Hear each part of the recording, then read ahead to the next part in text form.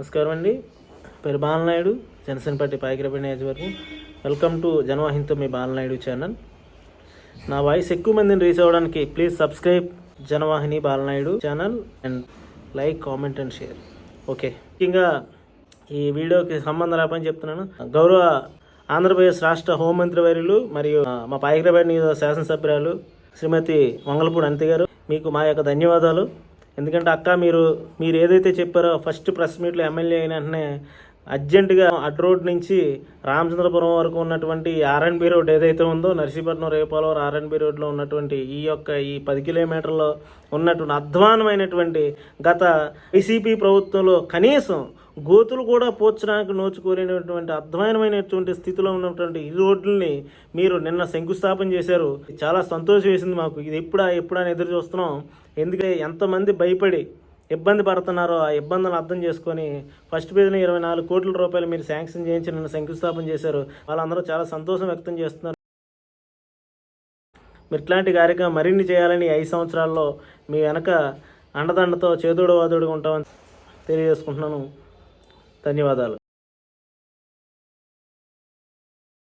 Kakinada పోర్టుని visit చేసినటువంటి పవన్ కళ్యాణ్ గారు అక్కడ పీడిఎస్ బియ్యాన్ని అక్రమ మార్గాల్లో ఎగుమతి చేసినటువంటి షిప్ని సీజ్ ద షిప్ ఈరోజు ట్విట్టర్లో ట్రెండ్ ఎక్కువగా వైరల్ అవుతుంది. ఆ clip this is called Pavan Kalyan garu. ఒక పవర్ఫుల్ లీడర్ పవర్లో ఉంటే ఏం జరుగుతుందో, ఒక నిజాయితీగా లీడర్ పవర్లో ఉంటే ఏం జరుగుతుందో ఈరోజు చూపిస్తున్నారు. అయితే ఇదంతా మీరు చూసినటువంటి కోణం. అసలు మేము చూసి ఒక కోణం చెప్తాను. ఏంటంటే ఈయన గత 2-3 నెలలుగా కూడా పోర్టులోకి ఎంటర్ అవుతామని చెప్పి పోర్టు యొక్క పర్మిషన్ అడుగుతుంటే ఫర్ ద పీపుల్ లీడర్ ఆయన అడుగుతూ ఉంటే గత 2 నెలల్లో కూడా పోర్టు అధికారులు ఈయనకి పర్మిషన్ ఇవ్వకపోగా దానికి తోడు అక్కడ ఉన్నటువంటి స్టేట్ సంబంధించినటువంటి బ్యూరోక్రాట్స్ కానీ, అక్కడ ఉన్నటువంటి కాకినాడ జిల్లాకి సంబంధించినటువంటి కాకినాడ సిటీకి సంబంధించినటువంటి ఇక్కడ పోలీసులు కానీ లేదంటే అధికారులు కానీ వీళ్ళెవరూ కూడా ఈయనకి ఇవ్వకపోగా అక్కడ ఉన్నటువంటి స్థానికంగా ఉన్నటువంటి అధికార పక్షంలో ఉన్న మరో పార్టీకి సంబంధించిన నేతలు వీళ్ళందరూ కూడా 10,000 మంది ఇక్కడ దీని మీద ఆధారపడి ఉన్నారు, వీళ్ళందరూ ఆగమవుతారని చెప్పి ఈయన రానివ్వకుండా అడ్డుకుంటున్నారంటే చాలా నిశ్చేష్టుడైపోయి నేను చూస్తూ ఉన్నాను. ఎందుకంటే ఒక పారదర్శకమైనటువంటి పరిపాలన అందిస్తామని చెప్పి అధికారంలోకి వస్తాం. అది అందించలేనప్పుడు వాళ్ళు ఏం చేస్తారంటే ఇంకొక పార్టీని అందలం ఎక్కిస్తారు. సో అలాగే వైసీపీని దించి కూటమి ప్రభుత్వం తెచ్చారు. అలాగే గవర్నమెంట్ ఆఫీసర్లు అధికారులు కూడా వాళ్ళ ఉద్యోగంలో చేరినప్పుడు చాలా పారదర్శకంగా మేము రాజ్యాంగబద్ధంగా చట్టానికి లోబడి ప్రజలకు సర్వీస్ చేస్తూ మేము ప్రజలు కట్టినటువంటి పన్నుల నుంచి మేము జీతాలు తీసుకుంటామని చెప్పి అర్హత పరీక్షల్లో నెగ్గి వాళ్ళందరూ కూడా ఉద్యోగాల్లోకి వస్తారు. ఉద్యోగంలోకి వచ్చిన తర్వాత గవర్నమెంట్ ఉద్యోగంలోకి వచ్చిన తర్వాత వీళ్ళందరూ కూడా ఇటు గవర్నమెంట్లోకి వచ్చినటువంటి రాజకీయ నాయకులు, గవర్నమెంట్ ఉద్యోగాలను సంపాదించినటువంటి ఈ యొక్క ఉద్యోగార్థులు కూడా వచ్చిన తర్వాత వీళ్ళ పెర్సెప్షన్ మారిపోతుందండి. ఇది చాలా తప్పు. ఈ పాయింట్ మీద ఈరోజు వీడియో చాలా సిగ్గుచేటనే విషయం. అక్కడ అక్రమ మార్గంలో ఒక పోర్టు నుంచి ఇక్కడ పీడిఎస్ బియ్యం కావచ్చు, ఏదైనా కావచ్చు, వేరే ఏబీసీ ఏదైనా వెళ్ళిపోతున్నాయి అనుకుందాం. వెళ్ళిపోతున్నాయంటే ఇక్కడ బియ్యం అక్రమ మార్గంలో రవాణా జరగడం అనేది పాయింట్ కాదు. అక్కడ బియ్యం అనేది పక్కన పెడదాం. ఇక్కడ అక్రమ మార్గంలో రవాణా జరగడం అనేది ఇక్కడ మనం క్వశ్చన్ చేయాల్సిన అవసరం ఉంది. ఎందుకంటే ఇంత గ్లోబలైజ్డ్, ఇంత కమ్యూనికేషన్ ఇంత దగ్గరగా వచ్చినటువంటి ఈ రోజుల్లో క్లోజ్ సర్క్యూట్ కెమెరాస్ కావచ్చు, లేకపోతే ఎక్కడికక్కడే డ్రోన్స్ కావచ్చు, లేకపోతే ఆన్లైన్ కావచ్చు, లేకపోతే జీపీఎస్ కావచ్చు, ఇంత డెవలప్మెంట్ అయినటువంటి ఈ రోజుల్లో కూడా శాటిలైట్ నుంచి డైరెక్ట్ సిగ్నలింగ్ ఉన్నటువంటి ఈ రోజుల్లో కూడా అక్రమ మార్గంలో ఒక వస్తువు ఒక దేశం నుంచి ఇంకొక దేశంలోకి వెళ్తుంది అంటే ఇది అక్కడ ఉన్నటువంటి డిఫెన్స్ వ్యవస్థ ఏదైతే రక్షణ వ్యవస్థ ఉంటుందో రక్షణ వ్యవస్థకు సంబంధించినటువంటి అత్యంత సెన్సిటివ్ ఇష్యూ అది. ఇక్కడ పవన్ కళ్యాణ్ గారు చెప్పింది ఇక్కడ అక్రమ మార్గంలో ఇక్కడ పేదవాళ్ళకి ఇస్తున్నటువంటి బియ్యాన్ని వీళ్ళు కొని అమ్మడం అనేది ద్వారంపూడి చంద్రశేఖర్ రెడ్డి మరి తన అనుయాయులు, అదేవిధంగా ఇతర పార్టీలకు సంబంధించినటువంటి ఇంకొందరు వ్యక్తులు కూడా, అంటే గవర్నమెంట్ రాకముందు ఒకలాగా వచ్చిన తర్వాత ఇంకోలాగా ఉండి వీళ్ళందరూ ములాఖాత్ అయ్యి చేసుకున్నటువంటి దీన్ని ఒకటే క్వశ్చన్ చేయడం కాదు, ఇక్కడ దేశ భద్రతకి సంబంధించినటువంటి విషయం, ఒక నేషనల్ సెక్యూరిటీకి సంబంధించినటువంటి విషయం అండి. ఎందుకంటే ఒక ఎక్స్పోర్ట్ చేయాలంటే ఓన్లీ ఎక్స్పోర్ట్ ఇంపోర్ట్ కోడ్ ఒకటే ఉంటే సరిపోదు. ఒక వెసల్ కానీ ఒక వస్తువు కానీ ఇక్కడ నుంచి మనం వేరే దేశానికి సరఫరా చేయాలంటే దానికి with in the guide lines so many documentation is a mandatory అనమాట. అండ్ ఆ ప్రాసెస్లో ఎన్ని ఉంటాయంటే వాళ్ళు ఒక వస్తువు యొక్క తన క్వాలిటీ, ఎక్స్పోర్ట్ క్వాలిటీ, దాని ఇన్వాయిసెస్, దాని యొక్క స్పెసిఫికేషన్స్, దానికి సంబంధించినటువంటి డెస్టినేషన్ పోర్టు, దానికి సంబంధించినటువంటి ఒక ఏజెంట్ ఉంటాడు, ఆ ఏజెంట్ నుంచి ఒక షిప్పింగ్ ఏజెన్సీ ఉంటుంది, అసలు ఆ ప్యాకింగ్ సంబంధించినటువంటి లేబులింగే కాకుండా అక్కడ ఉన్నటువంటి ఆ ప్యాకింగ్ లిస్టు, దాంతోపాటుగానే ఆ కంటైనర్ కంపెనీ వాళ్ళకి ఆథరైజ్డ్ లెటర్స్, గూడ్స్ యొక్క కండిషను, ఇట్లా సో మెనీ ఉంటాయి అన్నమాట. ఇవి ఎన్నిటిని కూడా చాలా క్షుణ్ణంగా పరిశీలించిన పిమ్మట ఒక వస్తువు ఇంకా చాలా ఉంటాయి. ఒక వస్తువు ఇక్కడ నుంచి వేరే దేశానికి ఎగుమతి అవ్వడం జరుగుతూ ఉంటుంది.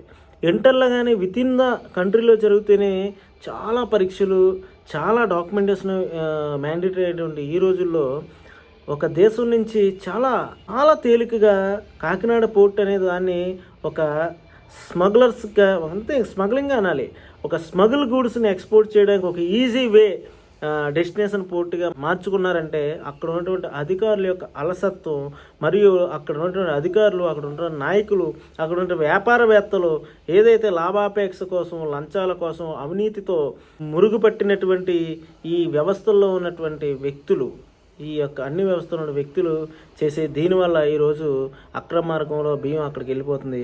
అంటే మీరు గుర్తించండి, అందులో ఆ బియ్యం మూటల మధ్యలో 10 గంజాయి బస్తాలు పెట్టి వెళ్ళొచ్చు కదా. ఏ పరీక్షలు లేవు, స్కానింగ్ ఆపరేషన్స్ లేవు, కస్టమ్స్ వాళ్ళ యొక్క కస్టమ్స్, అక్కడ ఉన్నటువంటి ఇమ్మిగ్రేషను, అక్కడ ఉన్నటువంటి లోకల్ బాడీస్, అక్కడ ఉన్నటువంటి లోకల్ అథారిటీస్, పోర్ట్ అథారిటీ ఒకటే కాదు, పోర్ట్ అథారిటీసు, అదేవిధంగా అక్కడ ఉన్నటువంటి కోస్ట్ గార్డ్స్, వీళ్ళందరి యొక్క పర్యవేక్షణలో ఉన్నటువంటి ఒక పోర్టు నుంచి కొన్ని వేల టన్నుల చాలా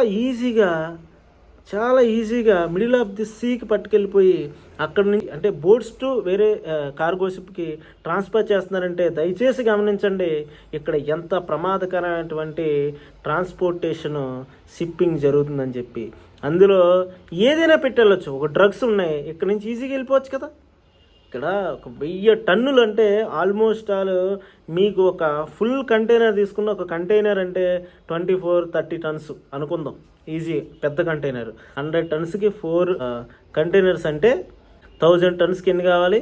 40 కంటైనర్స్ కావాలి. 40 కంటైనర్స్ అంటే ఒక్కొక్క కంటైనర్ ఈక్వల్ టు ఒక పెద్ద లారీ అనమాట. 16 వీల్ లారీస్ ఇవన్నీ జరుగుతుంటాయి. అంత పెద్ద లారీ మీద ఒక కంటైనర్ పెడితే ఎంత ఉంటుందో అంత ఉంటుంది కంటైనర్. ఒక 40 కంటైనర్స్ ఒక షిప్లోనే వెళ్ళిపోతున్నాయంటే అట్లాంటి షిప్స్ ఇంకెన్ని షిప్స్ ఉంటాయి. సో వీటిల్లో ఈజీగా మీకు ఏదో పేరు మీద చెప్పి అక్రమ మార్గంలో బియ్యం రవాణా చేస్తున్నారంటే అందులో మనుషుల రవాణా కూడా జరగవచ్చు. అలాగే మనుషుల రవాణా జరుగుతుంది, డ్రగ్స్ రవాణా జరగవచ్చు, గంజాయి రవాణా జరగవచ్చు, లేకపోతే రేపు పొద్దున RDX లాంటి లేదంటే క్వైట్ ఎక్స్ప్లోజివ్ ఎలిమెంట్స్, అప్పుడు కసాబు ఎలాగైతే అక్కడ నుంచి పాకిస్తాన్ నుంచి ఇండియాలోకి ఎంటర్ అయ్యాడో అదేవిధంగా ఎవరైనా కూడా టెర్రరిస్టులు కానీ రాడికల్ ఎలిమెంట్స్ కానీ ఇక్కడ మన భూభాగంలోకి ఎంటర్ కావడానికి, లేదంటే వెపన్స్ కానీ RDX లాంటి ఎక్స్ప్లోజివ్ ఇట్లాంటివి కూడా చాలా తేలికగా మన ప్రాంతంలోకి అడుగు పెట్టడానికి ఒక స్వర్గధామంగా కాకినాడ పోర్టుని మార్చారనేదే ఈరోజు పవన్ కళ్యాణ్ గారు స్పష్టంగా చెప్తున్న మాట. కాబట్టి ఇక్కడ దేశ రక్షణ వ్యవస్థ కూడా ఇట్లాంటి ఒక బిగ్ పోర్ట్స్తో ముంబై, చెన్నై, కొచ్చి, వైజాగ్ అట్లాగే ఈ పోర్టులతో పోల్చుకున్నప్పుడు ఇది కొంచెం చిన్న పోర్టు కాబట్టి దీని మీద కూడా చాలా గస్తీ ఉంటుంది, తీర ప్రాంత గస్తీ అది. కానీ వీళ్ళెవరో ఫోకస్ చేయలేదంటే ఇంతకు పూర్వం ఏవైనా కూడా బంగారు సరుకు రవాణా జరిగిందా, మాదక ద్రవ్యాలు లాంటివన్నీ కూడా ఒకసారి ఆలోచించాల్సినటువంటి అవసరం ఉంది. ఇది సమాజాన్ని, దేశాన్ని ఒక విధంగా డిఫెన్స్లో పడేటటువంటి అంశం. దీన్నే పవన్ కళ్యాణ్ గారు హైలైట్ చేశారు. ఇక్కడ పట్టుకున్న బియ్యం ఒకటే కాదు, ఇక్కడ ఖచ్చితంగా ఏదో దారుణమైనటువంటి రవాణాలు కూడా జరిగాయి అనేది ఇక్కడ స్పష్టంగా అర్థమవుతుంది. అయితే దీంట్లో ప్రధాన భాగం ఈ అధికారులది. ఈ అధికారుల నిర్లక్ష్యమా, అలసత్వమా, లేకపోతే వీళ్ళు అక్కడ ఉన్నటువంటి లోకల్ బిజినెస్ యొక్క ఏదైతే కంపెనీస్ ఉన్నాయి వాళ్ళతో ములాఖత్ చేసినటువంటి వ్యవహారాలు తెలియలేదు. కానీ ఇదంతా కూడా మన డిఫెన్స్ వ్యవస్థని, ఇండియన్ డిఫెన్స్ సిస్టమ్ని క్వశ్చన్ మార్క్లో చేయాల్సినటువంటి ఉంది. వాయుదళం, ఆర్మీ థర్డ్ నేవీ. ఈ మూడు కూడా చాలా ఇంపార్టెంట్ ఏ దేశానికైనా డిఫెన్స్ సిస్టంలో. మనకు ఉన్నటువంటి నేవల్ బేస్ ఏదైతే మనకు రాంబిల్లి దగ్గర ఉందో అక్కడ కూడా చాలా దగ్గరగా ఉన్నటువంటి పోర్టు. వైజాగ్ పోర్టులో ఇంత దారుణంగా అయితే జరుగుతుందని అనుకోవట్లేదు. బేస్ అంటే దాని అర్థం ఏంటి అందరికీ తెలుసు. ఇక్కడ కొన్ని ఆయుధాలని ఎప్పుడైనా ఏదైనా జరగవచ్చు, అత్యవసర పరిస్థితి ఉన్నప్పుడు కొన్ని అక్కడ ఆయుధ సామాగ్రి అంతా ఆ బేస్ దగ్గర ఉంచుతారు. ఈ పోర్టు అక్కడ కూడా దగ్గర ఉండడం అనేది చాలా ఆందోళనకరమైన విషయం. కాబట్టి దీని మీద ఇప్పటికైనా సరే భారతదేశ రక్షణ మంత్రిత్వ శాఖ దీని మీద దృష్టి పెట్టాలి. అట్లాగే అదేవిధంగా నేవీ అధికారులు హైర్ అథారిటీస్ కూడా దీని మీద దృష్టి పెట్టి పోర్టులో జరుగుతున్న అక్రమాలని ఒకసారి విచారించి దాని మీద చర్యలు తీసుకోవాలి. అదేవిధంగా అక్కడ ఉన్న లోకల్గా నాయకులందరూ ఎవరైతే ఈ దొంగ వ్యాపారాలకి అడ్డాగా మార్చుకున్నారో ఆ నాయకులందరినీ కూడా అదుపులోకి తీసుకొని విచారణ చేసి వాళ్ళు ఇన్ని రోజులు సంపాదించిన దాన్ని కక్కించాలి. అధికారుల యొక్క నిర్లక్ష్యం గత రాష్ట్ర ప్రభుత్వంలో అలవాటు పడిపోయినటువంటి ఏదైనా మేము ఏం చేసినా చెల్లుతుంది, అక్కడ పైన వాళ్ళు ఉన్నారు, వాళ్ళు మేము కలిసిపోతే పర్లేదు అనే చందాన వ్యవహరిస్తున్నటువంటి ఈ అధికారుల తీరు ఖచ్చితంగా మారాలి. ఆ మార్పుని ఖచ్చితంగా పవన్ కళ్యాణ్ గారు తీసుకొస్తారు. 5 నెలలు అయిపోయింది గవర్నమెంట్ వచ్చి, ఇంకా పవన్ కళ్యాణ్ గారు మీరు కూడా అధికారుల మాట వినట్లేదు. నేను వస్తే ఎస్పీ వెళ్ళిపోతున్నాడు, లేకపోతే నేను వస్తే ఇల్లు వెళ్ళిపోతున్నాడు అనే మాట కద్దు. మీరు యాక్షన్ తీసుకోవాలి. ఎందుకంటే దీని మీద ఈ అధికారుల అలసత్వం మీద మరో వీడియో చేస్తాను. ఎందుకంటే మేము కూడా అది ఫేస్ చేస్తున్నాం లోకల్లో. ఎందుకంటే అక్కడ అనిత గారు ఆవిడ చెప్పినా కూడా మాకు కొన్ని కార్యక్రమాలు కొన్ని పనులు జరగట్లేదు. కొద్ది రోజులు వెయిట్ చేస్తాం దీని మీద. వీళ్ళు ఖచ్చితంగా దీని మీద చర్యలు తీసుకొని ఏదైతే అధికారంలోకి వచ్చినప్పుడు ఈ మొండి వైఖరితో ఉన్నటువంటి అధికారులని వీళ్ళు సస్పెండ్ చేస్తారా, ట్రాన్స్ఫర్ చేస్తారా మాకు అనవసరం. వ్యవస్థల్ని సక్రమైన రీతిలో నడిపించగలిగే అధికార గణాన్ని ముందు పెట్టి ఇట్లాంటి వాళ్ళని ఏదో నిద్రాణ వ్యవస్థలో ఉన్నటువంటి డిపార్ట్మెంట్లో పంపించేసి మంచి వ్యక్తులను తీసుకొస్తే సమాజానికి ఏదైతే పవన్ కళ్యాణ్ గారు అనుకుంటున్నారో మీరు మంచి నాయకత్వం అయితే సరిపోదో, వీళ్ళలో కూడా మార్పు రావాలని మరీ కోరుతూ ఉన్నాం. సో ఇట్లాంటి మంచి వీడియోస్ మరి కంటెంట్ ఉన్న వీడియోస్ ఎక్కువ మంది రీచ్ కావడానికి దయచేసి జనవాహినితో మీ బాలనాయుడు ఛానల్ని మీరు సబ్స్క్రైబ్ చేసుకోండి. Like, comment and share. Thank you. ధన్యవాదాలు.